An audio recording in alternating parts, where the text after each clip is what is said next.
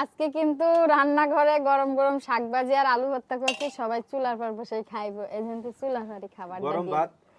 এই দেখেন আজকাল কিন্তু গরম ভাত, অনেক গরম। গরম ভাতের সাথে মানানামু রান্না করতে লাল শাক ভাজি আর আলু ভর্তা করছি। লাল এটা শাক ভাজি করছে। তারপরে এটা হলো মাছের চচ্চড়ি দুপুরের, না? হ্যাঁ, দুপুরে করছিলাম ওইটা। দুপুরের মাছের চচ্চড়ি। আবার এসে দুপুরে দুপুরে চচ্চড়ি ডাল রাঁধছিল, করছিলাম আর ডাউল। ডাল। আর যে দেখেন এটা কিন্তু ধনের পাতা দিয়ে দেশাল আলু, হ্যাঁ। আর শাক ভাজির সাথে কিন্তু মূলা কাটছে, যেমন মূলাটা কিন্তু ভালো মূলা হইলে শাক ভাজির সাথে বা এই যে ডাউলের সাথে কাঁচা মূলা খাওয়া যায়। আমরা খাই, আপনারা কে খান আর কে খান না সেটা তো জানি না, তবে আমরা খাই। তো গরম ভাত আর ভর্তা ভাত কিন্তু শাক ভাজি দেখে জিভে জল চলে আসছে, এজন্য তাড়াতাড়ি ময়নার আব্বুর খিদা লাগিয়ে গেছে আরো বেশি, এজন্য তাড়াতাড়ি চুলার পারে আলু বসে ভর্তাটা আরো বসে বেশি স্বাদ লাগে, বুঝছো?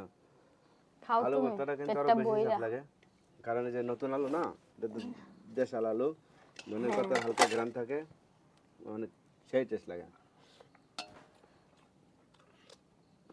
একটা সবাই এখন খাবে। মূলাটা কি মিষ্টি? মূলাটা মিষ্টি। অনেক এই যে মিষ্টি। ছেলের ডাউল দাও। আমার খিদা লাগছে, আমি খাই আগে। ছেলের তো দাও। ও ডাল ডাল করতেছে, শুনতেছ? ওই যে অরংটা দিয়ে ডাল উঠাই দাও। এটা দিয়া হ্যাঁ, ওটা তো ডালেরই। ছেলে আবার ডাল পছন্দ করে।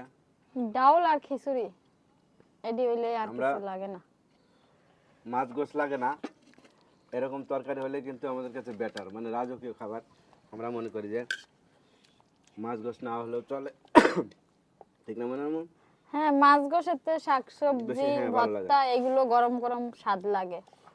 নাও।